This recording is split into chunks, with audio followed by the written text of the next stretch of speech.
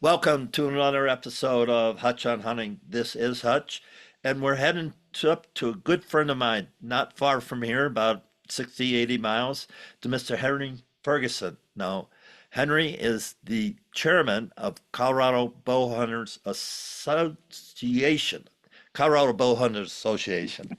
And Easy and for you to say, Bruce. Oh, well, anyway, I've been on the phone a lot this morning. So forgive me, folks. Henry and I are good friends. Henry is one of the top archery mule deer hunters in Colorado. His handle is Muley Assassin. Stacy's a great hunter. Kyle's a great hunter, and he's just a great man. And he stepped into the fray um, to lead the bow hunters in Colorado uh, at the recent commissioners meeting, June 12th, where a lot of things happened, and a lot of the show's going to be um, talking about what happened because Henry was there representing Colorado Bow Hunters Association. Henry, take it away. Hey, Bruce. Good to see you again. Good to Always see good to you. chat with you. Yeah, we've been pretty busy lately. We've had a boy. We just had it. There's never a dull moment in Colorado anymore when it comes to Anymore. wildlife, and it seems to just be getting a little spicier every single year. I mean, we started out the year, like you said, with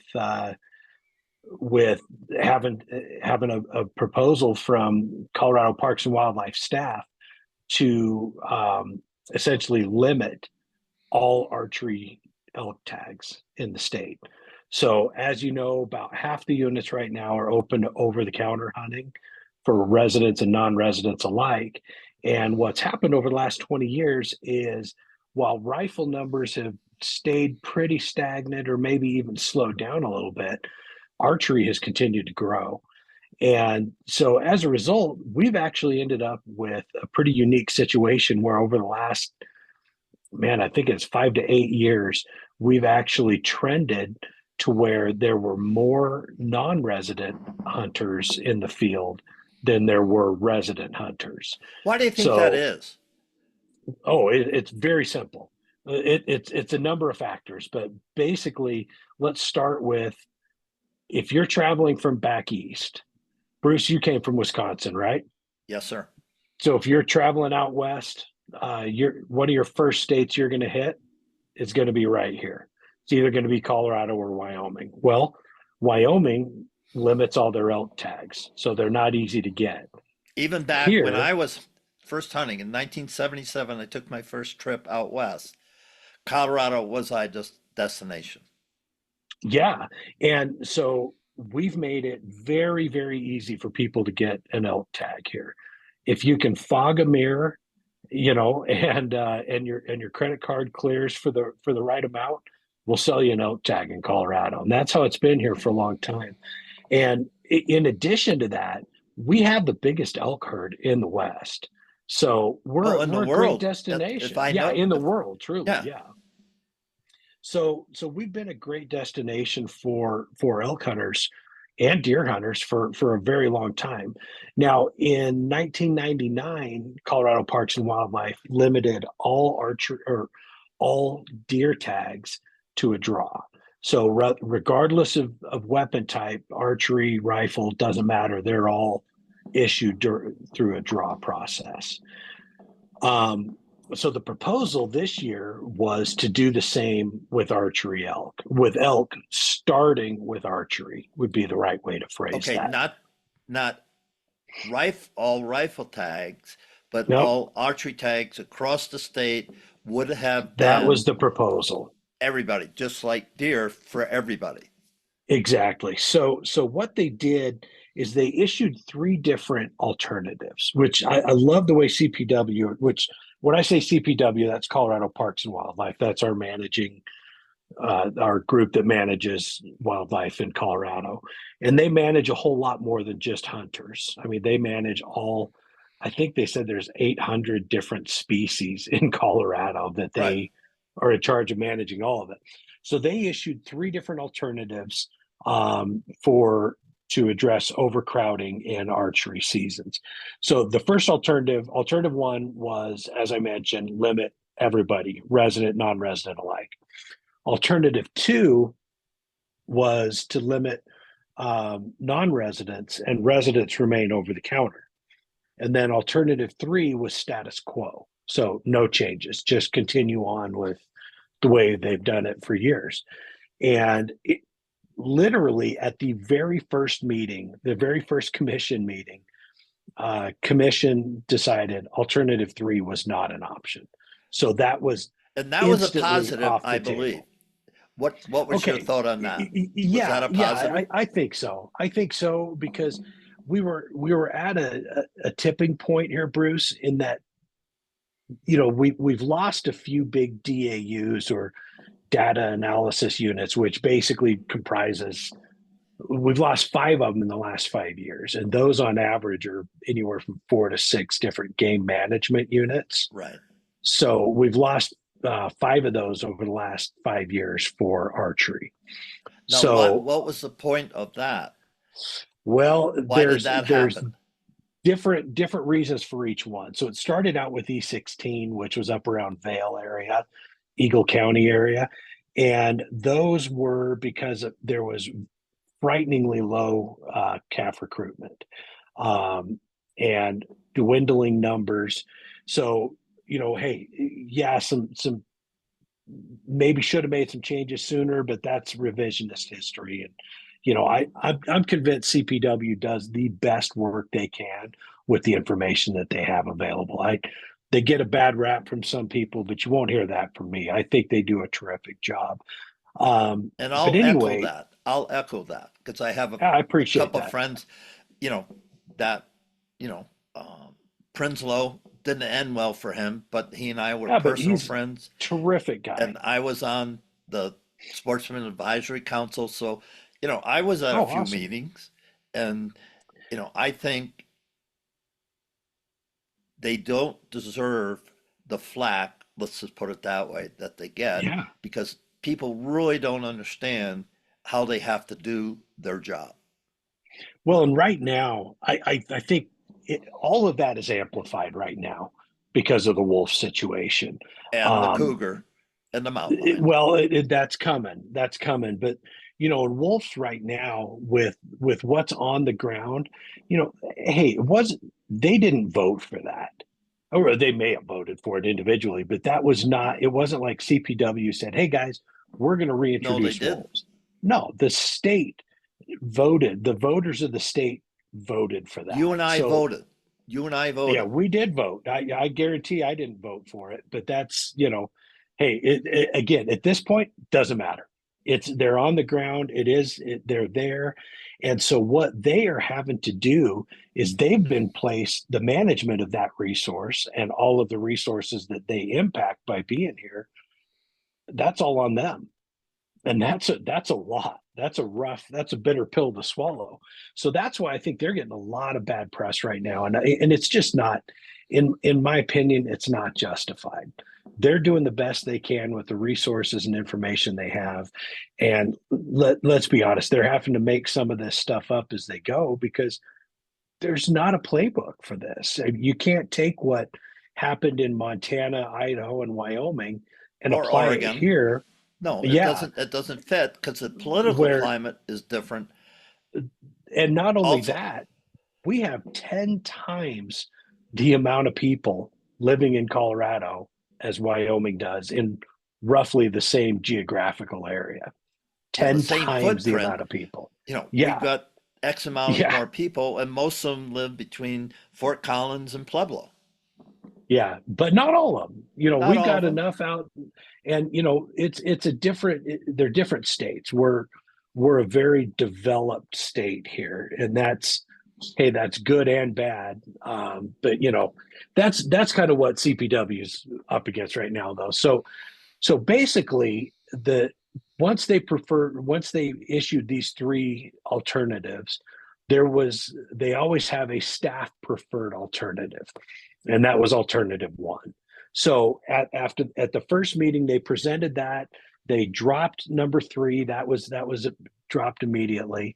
So status quo was not an option. And regardless of what happened, and I want to make this just really, really clear, no matter what happened, what course path forward was going to happen, residents were going to be limited, or non-residents were going to be limited in in one the way shape they're or getting another. taxed. One shape or form, yeah, it was going to happen. So the best we could hope for at that point, Bruce, was for residents to maintain over-the-counter hunting privileges. And if people in other states listen to this, and I just want you to kind of put yourselves in our shoes Yeah, for we a go minute. coast to coast. So Yeah. Hey, say let's take our neighboring state in Kansas. Um, Kansas, it's not like we can go grab tags over the counter there. It doesn't. That's not the way they issue their tags. They manage the resource, and they understand that it wouldn't take very many years of selling tags over the counter and having unlimited access to the resource for them to be in a pretty significant problem with the populations.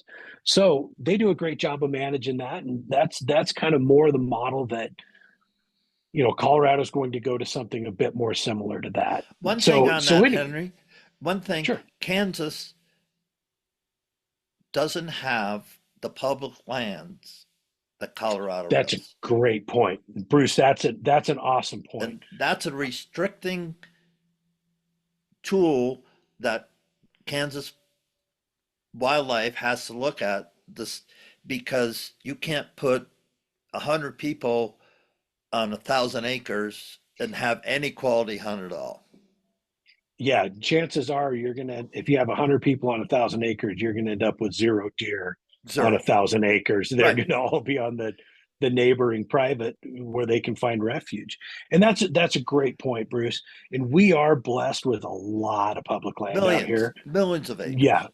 millions of acres, and as is most of the western states. Um, so it does create some different management strategies there, but really what they had to do was find a way to try to increase the quality of these hunts while maintaining as much opportunity for people as they possibly can. So again, staff preferred alternative coming out of that first meeting was restricted. It was limiting everybody. So what I saw over the next 4 months, Bruce, was awesome. This is literally one of those things. It makes me smile because it restores my faith in our systems. And That's good it to hear, sounds Henry. oversimplified, Pollyanna-ish, but truly it did, because as we watched the public testimony, I I charted every single one of these meetings, Bruce. I was in the air. I was actually flying back from Vietnam on during the first meeting. And tell the And people what you do real quick. oh yeah, so I sell furniture to furniture stores. I was actually over there in Vietnam at a couple of factories working with some of the big buyers from here in the Colorado area. And So you're not a we professional hunter. oh, if I was a professional hunter, they would take my pro status from me like that. I mean, I'd be busted back down to the amateur ranks trying to earn my way back up every I year. had to bring No, that up, it's folks. yeah, no, it's funny. Common misconception, Bruce. Very common misconception. In fact, an even more common misconception during the month of September, where I go ghost. I mean, Right. hey, look, I work hard all year so I can blow off the month of September and go out and have fun and chase deer around and throw sticks at deer. Um, but yeah, they had four meetings. The first one they had them in March, April, May, and June, and they actually added an extra meeting, which is kind of crazy. And they did this because there was just an overwhelming amount of people who wanted to provide public comment. And this is cool because there were so many great things that came out of this person. I'll try not to gloss over any of them, but one of them was people got involved. People actually got out there and attended the meetings, whether in person or on Zoom, and made their voices and opinions heard. And that's something that is really, really lacking and in our system. A lot of these times, they'll hold these meetings, and this is true in every state. I mean, it's not a Colorado thing. I know Utah deals with the same thing. Every state does. They'll hold these meetings, and they're public meetings. Public input is not just invited, but it's encouraged. I mean, these are all volunteers that we're talking to on the commission. They're not making money being on our commission. That isn't. They are appointed by the governor, and they serve 1 to 2 year or couple of year terms on there. They have meetings all year. I mean, it's a lot of work, and that's who's making these decisions for us. Now, obviously, our state's a little different in that our governor's pretty aggressively in the animal rights camp. So we have to deal with a few hurdles as far as that goes, but you know, we just are playing by the rules that are out there. So anyway, I charted all of the people who spoke, and I put them into categories. I'd write down the person's name, then were they in favor of alternative one, alternative two, were they an outfitter, or just a general public land hunter. And it was funny, through the first first two meetings, I noticed a pretty strong trend. 75% of the people who were speaking out were in favor of alternative two, or residents maintaining over the counter hunting privileges. So when 75% of the people spoke out on that, CPW leadership and staff said, well, wait a minute. This is over, and they, when they first presented alternative one as their staff preferred choice, they said, we expect this to be very unpopular, but we feel like it's they had discussed this in a lot of meetings, and it was hotly contested. I know it was a very close vote to get it to that, to get them to choose alternative one over alternative two, but ultimately they did. And then when they saw that the public opinion swayed very heavily the other direction, they started to take note. And this is where I think the process just flat works. And And this was underscore that again, because people said their piece. One, were given the opportunity, said their piece. We went from one to a heavy weighted two, option two. exactly. So we had lunch with them, myself and Lane Walter. We had lunch with CPW leadership one day and had just a great discussion. And it was so awesome to have that open door and that invitation to be able to do that, and to be able to voice our concerns and then give our alternatives and how we would like to see this play out. And this is where, again, I think the process just flat worked. Now, They had let me interrupt you. How many bow hunters do you represent at Colorado Bow Hunters Association? so just under 5,000 right Okay. now. So, and that's, throughout the state and throughout the country. We've got about 30% of our membership is outside of the state of Colorado. Okay. So we represent everybody. But again, I can't stress enough, status quo was never an option. It was an option until the first meeting, where it was immediately bumped right out. Taken off the So table. yeah, taken off the table. So it was just great to see how they were able to come back and say, okay, we are going to switch our position on this. And we started to kind of see that in the May meeting, when they said, we don't have a preferred alternative anymore. Wow. And it was, but again, this was after, that was after two very strongly represented by people who just cared about their hunting heritage. And that's really what this boiled down to in our estimation, Bruce, was I mean, I'll take my personal hunting group as an example of this. Okay. And I just want to share a little a 20-year history in 60 seconds or less. I've hunted with the Lang brothers for a number of years, almost 20 years now. And we've had some absolutely great times in the woods. It's been awesome. We've made so many cool memories out there. And when we first started, we used to be able to draw these deer and elk tags with 0 points. I mean, they were technically left. There were technically leftover tags. Well, that started to shift pretty quick. So then it went to where it was required, you know, it would have to be a first choice, and that lasted for a couple of years, but we could still get tags. And then in 2012, I was the first in our group, which I'm just the lucky one, I guess, to not draw a deer tag. I'm like, oh my gosh, what am I going to do? Yeah. So I didn't draw a deer tag. I didn't have access to any landowner tags at the time, and so I hunted a second choice unit. You know, it was You still hunted though. yeah, but I still hunted. You know, but here's the thing: I didn't get to hunt that season with my friends. So Yeah. I was in a tent in the back country, and you know, had a great time. Shot a deer the last weekend of the hunt. Was able to, you know, be there right after one of my friends shot a great buck, but you know, it just wasn't the same. So the next year it went to an every other year kind of deal for deer. And now we're staring a spot right in the face where it's going to be 2 points here pretty quick. So it could be For every any tag. for a deer tag and archery muzzleloader rifle. It just pretty much doesn't matter in that particular unit. Oh, And what about the so units though? Because all the units don't stack up the same.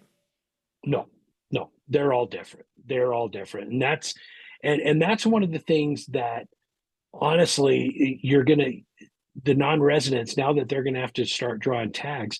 I think what it's going to take is just them doing a little bit of homework.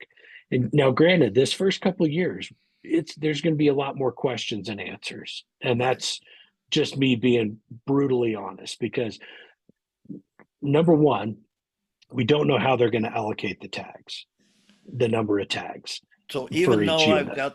even though I pulled off, 13 pages here of 205, 229 big game structure, Hmm. licensed distribution are issued by game GMU and DAU, da da da da da, all that. I've got to go through this, but Well, there's it's going to be some of these questions aren't answered in that just yet. and you've gone So through it. no, some of them aren't answered in there yet. Okay. So how, you know, how the logistics of how and how many tags they do end up issuing is is an open-ended question right now. So I am confident that they will still issue a good deal of tags. Honestly, they will. There's, you know, hey, we've always been inviting to non-residents. We'll continue to be inviting to non-residents.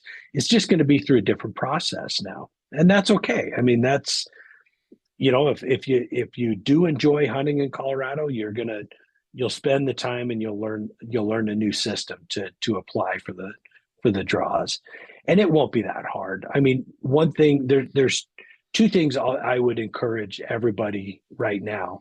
Number one, there is a number, there's a hotline you can call. They open it up like a month before the draw, and you can call in and talk to somebody or either an employee or a volunteer at Colorado Parks and Wildlife, and they can walk you through the process. And it's really cool. I mean, I honestly I don't know that other states do that, And they and do a that's good job at that they do a because great job at that. I send my clients from Hutch on Hunting, I said, hey, you're going to start off this whole planning, when you're doing your hunt plan in January, February. I said, the best place to start is call Parks and Wildlife. That's the It's best place. amazing. I It's mean, what they do, Bruce, it is amazing. It really truly is amazing. And they've got knowledgeable people there. They'll walk you through the process. They'll help you understand preference points, how to gain them, how to use them. And again, it's coming up with a plan. Like you said that perfectly. It's a hunt plan. Right. And I mean, just as I've had in other states, um, you know, I've been trying to draw a good deer tag in Utah for quite a while. I mean, I've got 14 points now. I just cashed in 13 points last year on an elk tag that, I mean, honestly, I wish I would have waited on that. But hey, the one way or the other, I had a great time. It was a fun hunt. Got to hang out with some friends. But um, you know, my wall still looks the same, and my elk is my freezer has had one less elk in it than I had hoped for. But you But that's know, hey, hunting. that's But let me exactly. interject this to everybody listening. Okay, hunting is an adventure with friends, going to new locales, the whole overall experience, and then it comes to filling the freezer. Those other things have to come first. And if you're just Yeah, hunting to fill the freezer, then you're missing what Henry and I have enjoyed for 30, 40 years. I agree. I agree completely. It's a process, and I mean, hey, Bruce, I was at the archery range at 6 o'clock this morning. Met a friend of mine over there, and we went over and shot like 20 targets. And he goes, "Well, I got to roll. Got meetings," and I'm like, "I do too." So, but But you know what? That's part of the that's process. friendship. That's well, it is. It's friendship, and he was kind of struggling with the shot process, and he goes, "Man." And this is a guy that I've known through social media, and our kids kind of, you know, we've got just a lot of connections, but we haven't hung out together a lot. And we've shot together a couple times, and he goes, "Man, you helped me out last time. I'm struggling right now." And 2 targets in, I said, "Charlie, I got it. We can fix this." And you know, we did. So he's going to be well on his way. But that guy, now see, he is the hunt planning genius this year. He's got tags all over the West, and he's got good tags all over the West. He's going to be laid. He's got a chance, and that's all it gives you is a chance. He's got a chance to lay down a few big elk and a good deer and a good antelope.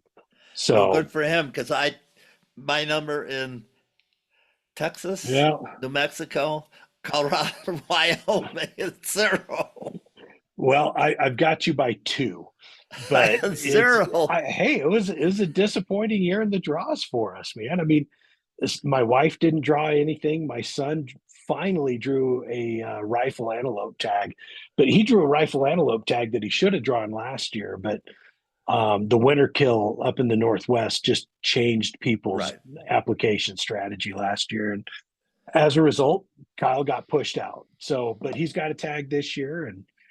And we're just hoping because he's getting ready to, Go to he leaves for college, right? college. Yeah. Leaves in August. And he's playing lacrosse at Adams State. And but they do some, well, it's a spring sport. They do some scrimmages and stuff Right. during the fall. So I'm hoping that they don't do many scrimmages the first week of October because There's that's some when. there's some good hunting. There's some good hunting in that country. Oh, there is, but there's also we mentioned this earlier. There's a lot of private land in that country, so But that makes it he's going to real meet other challenging. students. So, He's going to meet other oh yeah, hunters. I yeah, mean, and down the road, I'm sure that'll open some doors and some opportunities for him. But for right now, first year, he's not hunting so on much. the he's hunting about as far away from there as he could get for his antelope tag. And then we're going to try to work every angle possible, just as I always do, trying to scrounge up a couple of deer tags for the Right. family because that's what we love to do the most. I mean, we love hunting deer. That's our And you're good at it. well. Let me rephrase that. 2 out of 3 of us love hunting deer. That's our thing. But my wife's an elk hunter. She loves hunting elk. So and she does have the biggest bull in the family. So if you keep track of that kind of And if stuff, I wish Henry would read a book sometime. I really wish you would write a book because he knows mule deer, and there's no question about it. No, I'm not write a book Be humble, but level at all, but I'm passionate about it. It's something I truly enjoy, and I spend a lot of time scouting. I mean, that's one of the things that brings me a lot of joy. And I get so many people reaching out. Hey, I drew this tag. Where can I find a big buck? Probably anywhere in the unit. And one of the things that I love the most about the process of hunting is being out there. So I'm an early archery season hunter right. by and large. I mean, that's my favorite. So my hunts start first part of September, but I'm already out there scouting. I'm looking at bucks all the time, every Well, yeah, chance I and it's can to get your out there. pictures, you'd say, here's the guy from last year. What do you think? Aren't we glad we let him pass? Gave him a Well, pass and last year. and hey, there's already a buck that's popped back that eluded us last year that I'm like, yeah, I'm seeing some cheaters already. And it's pretty early to be seeing cheaters, so they're probably going to be pretty good ones. But so yeah, it's one of my favorite things though is being out there, getting up at 3 o'clock in the morning, you know, driving for a while, getting out to my spot, hiking up there, waiting for first light and glassing up a big buck for the first time. Dude, I love that. I freaking love that. And that's something I don't want to rob somebody else of that joy of putting in the hard work to find that animal. And then, don't get me wrong, I've blown 3 weeks chasing the same buck and in a season. And I mean, it's fun, it's frustrating, it's all those things. So I don't want to miss that point. Okay, Henry's working. It's June, whatever, 18th. So he's getting up at 3 o'clock in the morning, driving X amount of miles to X spot. He's setting up. He's on the ridge. He knows where he's looking for, or where he's looking, what drainage or whatever. He's there. The sun comes up. He's got his glass out, butts on the ground, and there he is. that's it. How many people now, if you're out of state, you can't do this. But if you're in state, Not to that extent, right, but I always encourage people from out of state. Hey, I'll tell you what, if you drew a Colorado tag, try to bring your family out here on a camping trip during the summer summer. vacation. Yeah, get a good look, kind of a sneak preview of the unit. You can kind of you can figure out the road systems and travel corridors. You can figure out kind of some of the what basins might hold them and what basins they're going to be migrating out of, quickly, so that you're better prepared for that. But um, yeah, get your family out here, do some fishing trips, go camping. I mean, it's a It's great fun. place, and even doing that, it's a great way to introduce your family to hunting, and just introduce them to this lifestyle that means so much to all of us. Let them see why it means so much to you. And that's a great point. And I do have some hutch on hunting clients. He's coming out from Alabama for a 4 day weekend. 2 days of driving, 2 days of Yeah, scouting, there it and he's is. bringing his family. That's what it takes, and I mean, hey, if you could squeak a week of family vacation out here, and maybe instead of going to Disneyland or something or going on that cruise, I'll tell you, your family's going to love it. I mean, you're going to see some beautiful country, fishing the lakes and the streams and stuff. Just enjoy it. Just immerse yourself in the experience there. And well, this guy said, just get up early and stay up late, and get on a point and glass, glass, glass. Just sit there. Don't do anything That's else. it. And you'll be That's it. amazed at what you're going to see. Elk, Yeah. deer, bear. You're going to see critters. Hey, I've sat on one glassing point and spotted 5 species There you in go. one morning. I've had sheep, goat, moose, deer, and elk from one glassing point one morning. And And and that's that was cool. That's possible in more than one place Oh, that's in possible in Colorado. a lot of our state, a lot of the state. You get west of I-25 and it's possible. It's possible. That's for sure. So Henry, let's jump back to the commission meeting. So Sure. June 12th, what happened? Well, first of all, it's our anniversary. So being the Hey, great you and husband that I Stacy, she am, put up with you for how many years? 27 That a boy. probably deserves some sort of medal or something. But so the three of us with our son Kyle, we went up and hung out at the commission meeting most of the day. Kyle testified, I testified, um, and then we went and got a nice lunch afterwards. But anyway, so again, the public comment was a little close. I think it was over 80% in favor of alternative two in this meeting. And when they did finally cast the vote, I mean, it went 9-1. Great. Yeah, so it was a pretty solid, pretty resounding victory for us. And you know what? Just a great day for bow hunters in Colorado. I mean, it was a lot of work getting us there. I mean, like an obscene amount of work getting us there, but such is life, you know. I mean, hey, we've got to you show me a great reward that didn't come without great work having And that's been 5 there years, first. So 2005 that'll to be for the next 5 years. 2029. Yeah. And I would say now I would probably expect some changes in 29.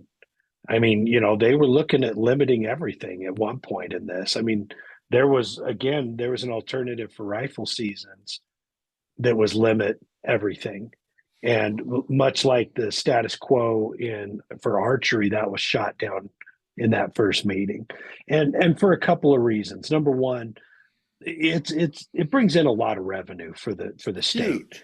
Huge. And that revenue, I mean, look, I'm not gonna sit here and say again, I've already told you I love what CPW does. And this after this process, man, I'm even a bigger fan. But they do need money to operate, and they do need, they need those $100, and that's something that we just can't overlook that. And people look at it and say, well, that's all they care about. Well, it's definitely not all they care about. It's not even close to all they care about, but it is still a factor. And we do need to keep that in mind moving forward. So it's something that, there's opportunities out there for us to make our voices heard. And those who show up this last go round is just a great example of what can happen when you do. So Yeah, job well done, and I'm sure you got some accolades from your members. You know, we did, and hey, don't get me wrong. There's plenty of non-residents who are absolutely furious with the decision, and but again, they didn't. For the most part, they just didn't watch the whole process. And if they had and had seen that status quo was taken off the table instantly, we had one battle we could fight, and that was to maintain the resident opportunity. And at the end of the day, Bruce, I mean, as residents here, hey, we're paying taxes year round. We're visiting these places during a couple times during the summer and stuff. We're contributing to those economies. And we do expect that there's still going to be a lot of good non-resident participation here going forward. it just looks different. And what I would say is the whole world is in change, is in flux on a Yeah. lot of different points. Okay, hunting, Montana, Wyoming, Colorado, New Mexico, Nevada, Utah, Oregon, Idaho. Idaho sells out all their tags in minutes when they in January or February. Well, In I'll tell you minutes, what, that's they sell something them that out in minutes. CPW's looked at. And, it's who knows how this will end up going in the future. But yeah, I mean, don't get me wrong, Arizona archery deer, which used to be over the counter for everybody, there's now a limited number of non-resident tags available. Right. And the first year they did that, they were gone by midnight the first day. So basically in a 24-hour period, they were gone. This last year, 24 became 4. And next year, I'm betting it's just like Idaho and gone in Minutes. 60 seconds. I mean, Right. it's going to be, and what this shows us is, again, this is a supply and demand curve that we can't. I don't even know how to get out in front of it, because there is a great demand for the resource of these Western animals that everybody wants to hunt, but the supply is still limited. It is a finite resource, and coming off of see winters that we just had last year that hit northwest Colorado, or southwest Wyoming, southeast Idaho, northwest Utah. I mean, that area of the country just got hammered with not just a cold winter, but a long cold winter with a lot of snow. And it cut the ability for most animals to feed out. And there were a lot of animals lost last year. A Yeah. lot. They died. I mean, Yeah, there's gone. And there's biologists who say it's not hunters who control deer and elk populations. It's Mother Mother Nature. Nature. Right. Yeah, and the more I watch this, the more I think that's absolutely true. So yeah, it's a challenge, and that's why we need to support CPW and help make sure they have the dollars that they need to operate effectively. And it's something that it's tough right now. It's tough. And the underscore what we'd be talking about, what Henry demonstrated, make your voice heard, not just ranting and raving on social media. Send a letter, make the phone call. When public opinion opportunities come in the wildlife section, I don't care where you live, get involved. Join the Zoom call. Be part of the process. And if you're Yeah. part of the process, you can be part of the solution. Might not come out the way you want it, because we're fighting a big battle with the Lions come November. And that's going to Yep. be by ballot. And it's Yeah. hideous. So I'm not even going to get into that. But Thank you. no, I'm not. I'm not going to Yeah. get into that.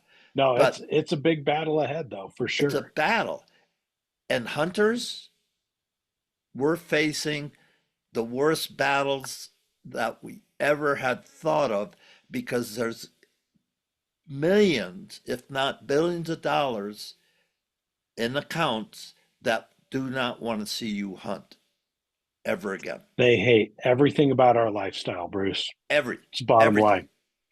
And it will take consistent effort from each and every one of us to maintain this in the future. And Bruce, the reason I got involved with this years ago, I mean, I just, I always sat back and, as a casual observer of, for example, the organization that I'm chairman of, the Colorado Bowhunters Association. Super easy for me to sit back on the sidelines and go, those guys don't have a clue what's going on. So my wife got sick of me complaining about it, and she said, all right, 2 options. Number one, shut up about it, move on. Or number two, go get involved and see what you can change. So I Here did you get are. involved. I did get involved. That was 7 years ago. And I mean, so this is actually my last year that I'll be on the board. I've announced that I'm stepping down at the end of the year. I announced that last year too, but I mean it this time. So, but it's a lot of work. Don't get me wrong. It is a lot of work, but without people doing that work, man, we're screwed. I mean, that's just all there is to it, Bruce. We're up a creek without a paddle, and like you said, there's a lot of money supporting the other side, and if we don't get involved in whatever way we can, maybe it is just sending a financial contribution. Maybe it's joining your bow hunting, your state bow hunting organization, which I'd recommend every single person do that. Join your state and any other states that you visit to hunt. I would make sure you're a member of both of those.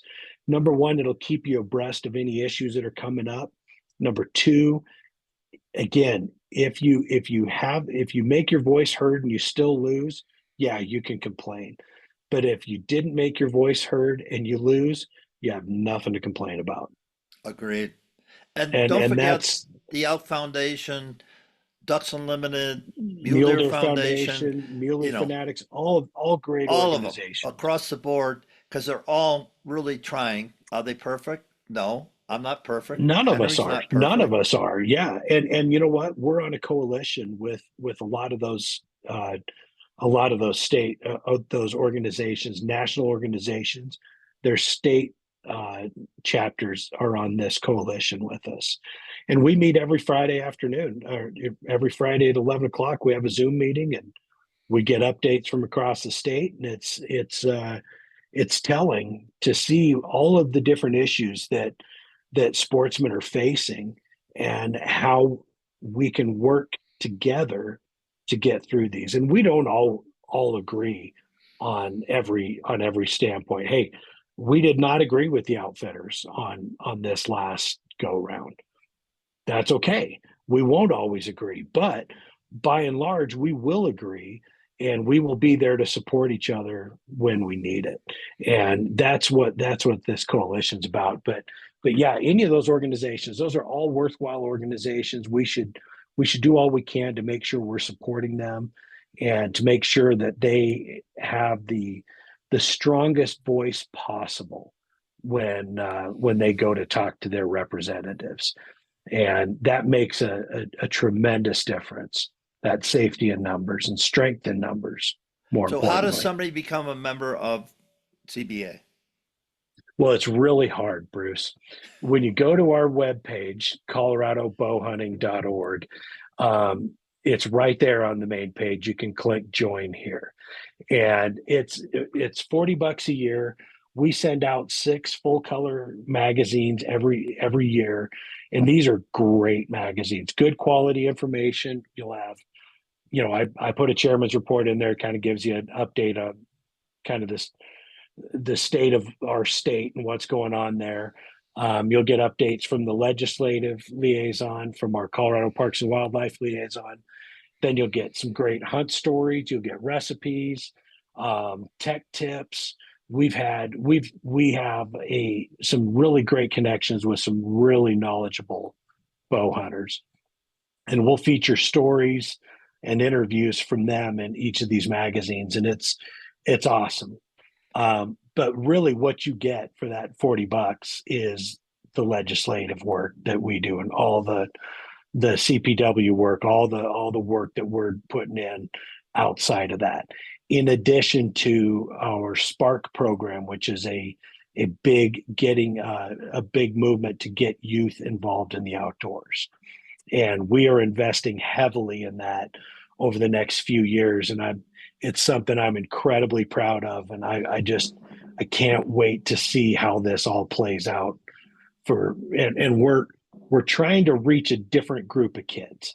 Hey, my son grew up in the outdoors. He had that opportunity, and he's fortunate for that because he had a dad who's kind of obsessed with it. But not everybody does. So many of his friends are interested in it, but they have no idea how to do it. They don't even know where to start. And so we want to give them that tool. We want to cut that don't know where and how to start out of it. So we want to help them, teach them how to shoot a bow, teach them how to catch a fish, or whatever outdoor skills we can provide with that. But that's what we're up to as an organization. And there's so many state bow hunting organizations who are doing great things. Bow Hunters of Wyoming, Arizona Bow Hunters Association, Utah Bow Hunter Association. These are all great organizations, active members. And you know what? All those organizations have in common, all run by volunteers who just said, what the heck, I'll step up and see what I can do. And that's what it takes. That's what it takes. Your URL again, how do they get to that So it's site? coloradobowhunting.org. That's it. Henry Ferguson, thank you for all you've done. Thank you for being a voice that was heard and will continually be heard, even though you're not going to be the chairman. You're not going to be not I'll still involved. be active. I'll still But be active. but But it's just a pleasure, and um, you're a good man, good husband, good father. So that's all I can say. thank you, It's Bruce. I it's a appreciate pleasure to that. be your friend. And Bruce, I say the same about you anytime I'm asked. So good to know good people like you, and Yes, it is. I Well, appreciate you having me on. we got the same dad in heaven, so There you we go. we got There father. you go.